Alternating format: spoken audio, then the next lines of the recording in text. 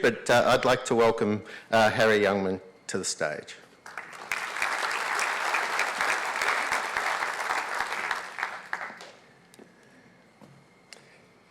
Thank you, Gra, very much, and hello to everyone. And what I was given the brief to talk about was the journey that has led to the establishment of the Tiverton Ag Impact Fund, and it's multifaceted, so I'll get started. And fast. So again, we're going to work through the origins, about how the fund works, what our ethos is, what we see as the enablers, and some of the next steps for our fund. So the origins, the funds come together as a joining of my partner Nigel Sharp and I. We've been in business doing different transactions probably over 20 years, and we didn't ever sit down and write a business plan. We just come together and have a very, very special relationship and understanding of both of our attributes, and they are very different, and that's probably the key to the success of our partnership. So I'll talk about where I come from and then I'll talk about where Nigel comes from and his wonderful foresight in establishing the fund. So I come from southwest Victoria. Our family property's called Art Garden.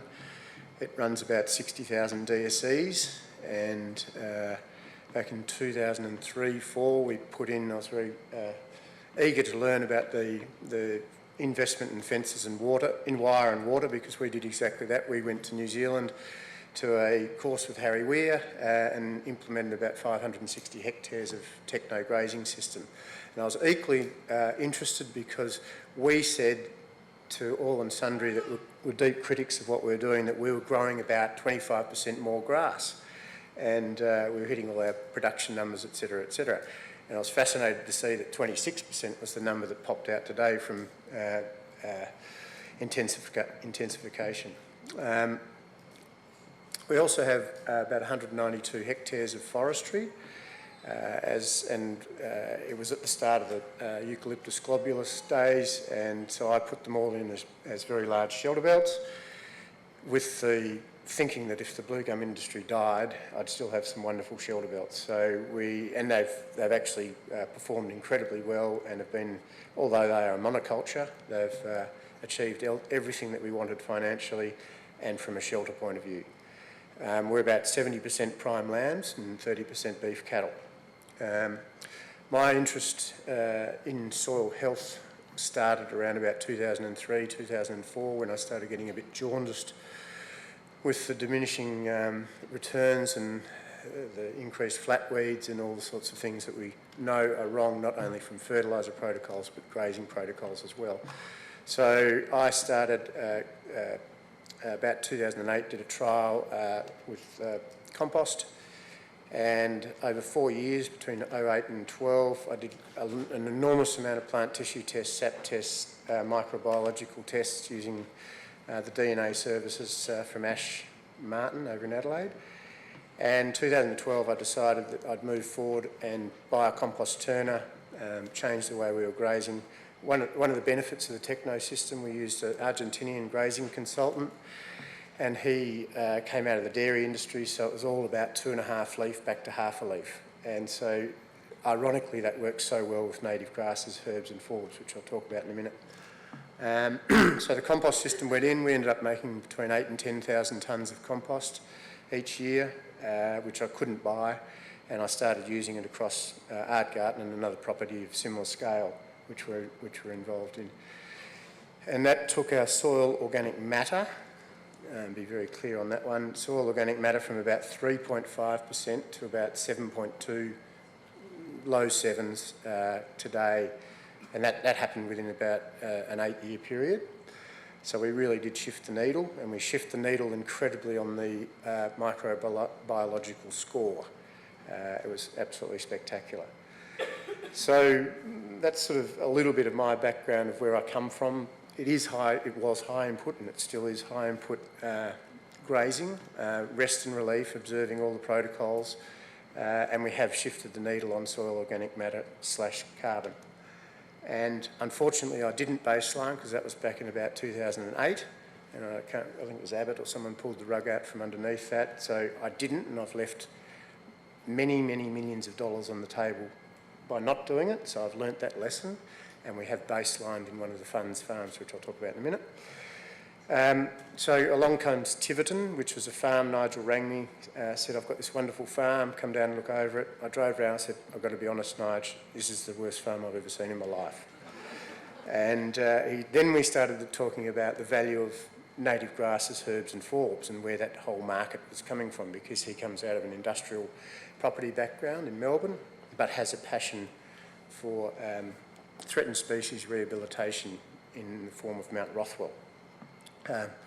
So we drove around the farm again, and I said, this is the best farm I've ever seen in my life, and we bought it straight away together, and we started trading and selling native vegetation offsets, which is I presume everyone understands how they work. So I got a real respect for the value that was being put on these offsets, and then I made a study of how do we perpetuate them and how do we get them to grow more. So that all came about through our rotational grazing on Tiverton. So we run that at about 5 DSE, so very low stocking rate. But we adhere to relatively strict grazing protocols, and it works well. And we've actually improved our habitat scores quite significantly. And I've just been fascinated learning about C4 grasses and how that all works, and how really we haven't learnt a whole lot in all our aggressive plant breeding. And so Nigel, when the word passion came out before, and commitment, so Nigel, he bought Mount Rothwell, which is at the northern end of the, mental blank there, Youngman, just north of Geelong, and it had a feral-proof fence around it, so and a whole lot of threatened species, brush-tailed wallabies, eastern barred bandicoot, spotted quolls and tiger quolls. And so he's been working for years with the geneticists out of Melbourne University to develop a breeding program. The breeding program's gone so well there that we actually put a 19-kilometre fence around Tiverton, the farm, and we've just released the bandicoots in there after 4 years of hunting the last fox. Goodness knows what it cost us to get him, but so it's feral free and has been for 9 months now, and we released bandicoots in there just before Christmas, and they're tracking the numbers and things, and we expect them to explode. Annette, so our sister company, Odinata, Annette was on Gardening Australia last Friday night. I don't know if anyone saw it, but she's fantastic, and she manages that whole program for us. So sort of the lessons that we'd learnt in all of the above spawned the Tiverton Ag Impact Fund, and it was really on the back of a few very, very progressive investors that Nigel and I both know, who said, guys, we really like what you're doing. If you wanted to buy another farm, could we come in as partners with you? And so we said, yep, that's great. And then that interest grew really, really rapidly. So the partnership funding led to, I'm going to jump forward because this is in the wrong order. I'll just go to here. So what that led to is the raising, so Nigel and I raised about $100 million ourselves by passing the hat around, obviously with the right IMs, and we put a bit of debt on top of that and bought 5 assets over the last 4 years. And the assets start in Central Queensland, and there was a strategy behind why and where. So it was all about geographical spread. They definitely had to show some remnant vegetation value, and they also had to have, some of the farms had to have water and some no water. So we kind of, that was our strategy, for better or for worse. So Piccadilly Station is a fabulous property on the Golden Mile Road, just east of Dysart, which is north of Emerald. And I won't go through all farms then, but it's were talking about the CECs before, and so it's one of the highest CEC farms I've ever seen in Australia. It's about 50 CEC, and soil that you can push a probe a metre into the ground at the height of summer. So we're off to a flying start there, and we're changing the way we do things. We've only had it 3 years. We've got an interesting property in pastoral New South Wales on the confluence of the Lachlan and Murrumbidgee River called Juanbung, or we call it the Great Cumbung. We own that 50-50 with the Nature Conservancy. And then we've got 2 intensive hort businesses. One's a stone fruit business at Cobram, about 340 odd hectares of trees, and a table grape farm at Redcliffs. And then we've got Arana Park, which we've just put 1,000 hectares of olives on, and we crop about 3,400 hectares of dry land. And we've also got other lateral moves that we've put there. So that's the sort of spread. We've had quite considerable capital gain, as has everyone in the last 2 years, so tick there.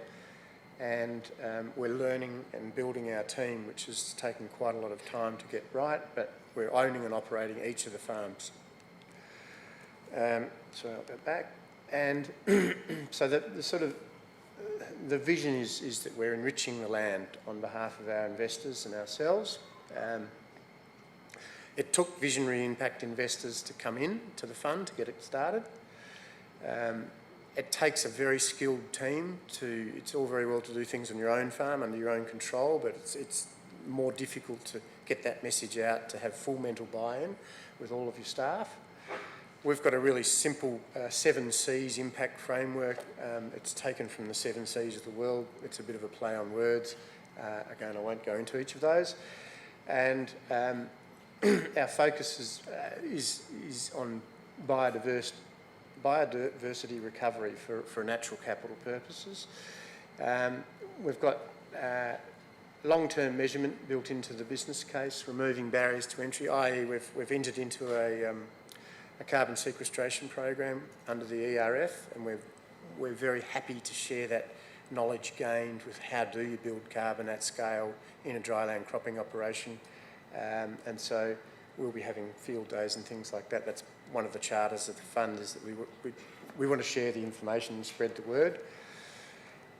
Soil, quite obviously, it's been my passion for a very, very long time, and we view it as a really, really major part of our natural capital. There's just a quick chromatography between July last year. We've sort of morphed through compost, and now we're using a liquid biofert program where we're manufacturing our own product through a anaerobic biodigestion program, and that's working incredibly well. Our agronomist was at our table grape farm last Wednesday, and he was eating grapes that had been left behind 2 weeks earlier. So in other words, they didn't even make the grade to go to Japan, and he said it was like eating cashew nuts. They were so crunchy, had such vibrancy about them, and they were the ones that we left behind. So we're exporting. Unfortunately, none of our grapes end up in the Australian domestic market. 100% go to Japan every night of the week. And that was just a chroma showing some progress over that 6-month period. And we've done that slide. And then the last part of the presentation was really to talk about where do I think it's going in the future, and that's been unbelievably well articulated this morning. Soil carbon sequestration, terrestrial carbon sequestration, building biodiversity and attaching biodiversity to carbon units, and selling those as an elevated value or an elevated product. And so we've coined it a natural capital unit. How we take that and get that to market will probably evolve over the next 4 to 6 months. We've certainly well down the planning path, and that will come out to the market fairly quickly. The economic value of carbon, again, was very well articulated this morning, so thank you to everyone that did such a fantastic job.